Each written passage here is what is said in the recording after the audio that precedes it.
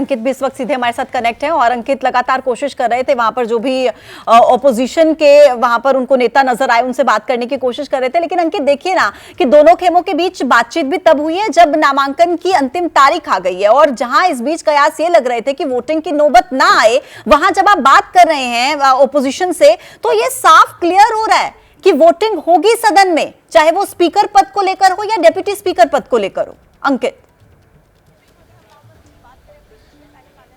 देखिए, विपक्षी नेताओं का साफ तौर पर यह कहना है कि अब जबकि नामांकन की आखिरी घड़ी आ गई है, अभी तक उनको ये नहीं बताया गया है कि एनडीए की तरफ से स्पीकर कौन होगा। हालांकि जो हमारे पास में जानकारी आ गई है कि ओम बिरला का नाम जो है फाइनल कर लिया गया है, लेकिन जो राहुल गांधी हो या तमाम विपक्षी नेता अखिलेश यादव या और अन्य विपक्षी नेता, उनका यही कहना है कि अब तक हमको आधिकारिक तौर पर नहीं बताया गया है। हालांकि कल शाम को जरूर कहा गया था, एक समर्थन मांगा गया था, ये कहते हुए कि हमारा जो भी एनडीए की तरफ से उम्मीदवार होगा उसका विपक्ष समर्थन करे, लेकिन नाम नहीं बताया गया था। और उस दौरान जो विपक्षी नेताओं ने कहा था कि डिप्टी स्पीकर हमको दे दिया जाए, तो उसको लेकर भी अब तक स्पष्टता नहीं दी गई है। यानी कि अब से करीबन 1 घंटे बाद नामांकन होना है और विपक्षी नेताओं का यह कहना है कि हमारे पास में जानकारी नहीं है। तो ऐसे में रणनीति तब बनाई जाएगी जब एक बार आधिकारिक तौर पर बताया जाएगा। लेकिन ये जो अब लगभग साफ होता जा रहा है कि स्पीकर को लेकर के तो हो सकता है कि विपक्ष जो है ओम बिरला के नाम का समर्थन करे, लेकिन डिप्टी स्पीकर एक ऐसा पद है जिसको लेकर के मुमकिन है, हालांकि अभी तक स्पष्टता नहीं है, लेकिन मुमकिन है कि उसको लेकर के वोटिंग हो जाए। और ये सब जो तय होगा अब से करीबन आधे घंटे के बाद, विपक्ष के जब तमाम नेता यहां पर बैठेंगे और चर्चा करेंगे। जी लेकिन अंकित, राहुल गांधी तो बिल्कुल क्लियरली ये कह रहे हैं ना कि हम स्पीकर पद को लेकर सहमति तब देंगे जब डेप्यूटी स्पीकर का पद जो है वो ऑपोजिशन को मिलेगा। लेकिन ऐसे में जिस तरीके से नीरज भी लगातार जानकारी दे रहे हैं कि हो सकता है कि घटक दलों को मिले एनडीए के, क्योंकि बीजेपी जानती है कि उसके पास बहुमत है, वो जीत जाएंगे, ऐसे में क्यों देना चाहेगी वो डेप्यूटी स्पीकर का पद। तो ऐसे में विपक्ष का रुख क्या हो सकता है, ये मेरा सवाल अंकित आपसे रहेगा। लेकिन ललन सिंह कुछ कह रहे हैं, सबसे पहले दर्शकों को वो सुनाते हैं। किसानों की आय दोगुनी करेंगे, उसमें वो बहुत बड़ा सहायक होगा। क्या इस क्षेत्र में प्रमोशन के लिए? चलिए अंकित, वापस से आपके पास आते हुए, तो क्या रह सकता है विपक्ष का रुख अगर स्पीकर डेप्यूटी स्पीकर दोनों पद उनके हाथ से जाते हैं? स्पीकर तो हालांकि बीजेपी अपना ही घोषित कर चुकी है, लेकिन अगर डेप्यूटी स्पीकर का पद भी एनडीए के पास जाता है तो क्या रुख रहेगा ओपोजिशन का?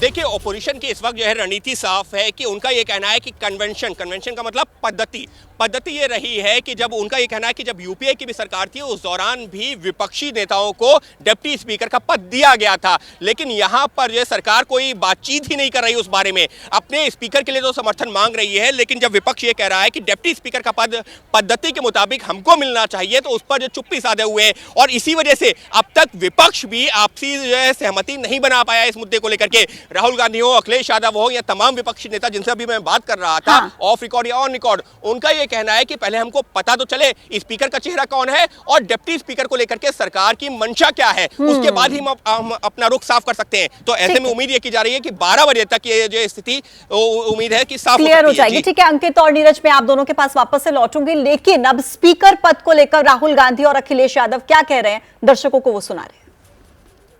आज अखबार में लिखा है कि प्रधानमंत्री ने कहा है कि ऑपोजिशन को कंस्ट्रक्टिवली सरकार के साथ कोऑपरेट करना चाहिए। ऑपोजिशन ने क्लियरली कहा है, राजनाथ सिंह जी का खारगे जी को फोन आया, राजनाथ सिंह जी ने खारगे जी से कहा देखिए आप हमारे स्पीकर को सपोर्ट कीजिए। ऑपोजिशन, पूरी ऑपोजिशन ने कहा है, हमने सबके सबसे बात की है, पूरे ऑपोजिशन ने कहा है कि हम स्पीकर को सपोर्ट करेंगे, मगर कन्वेंशन ये है कि डेप्यूटी स्पीकर ऑपोजिशन को मिलना चाहिए। राजनाथ सिंह जी ने कल शाम कहा था कि वो खारगे जी को कॉल रिटर्न करेंगे। अभी तक राजनाथ सिंह जी ने खारगे जी का कॉल रिटर्न नहीं किया। तो मोदी जी कह रहे हैं कंस्ट्रक्टिव कोऑपरेशन हो, और फिर हमारे नेता को इंसल्ट करा जाता है। तो नियत साफ नहीं है।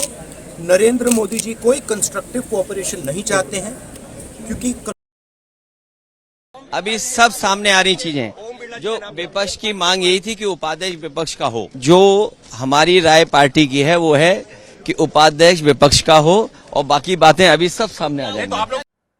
तो बड़ा सवाल है कि क्या सर्वसहमति से स्पीकर और डिप्टी स्पीकर के पद पर नियुक्ति हो जाएगी या फिर वोटिंग होगी, और अगर वोटिंग होगी तो फिर ऑपोजिशन की तरफ से किसे आगे किया जाता है, किसका चेहरा सामने आता है।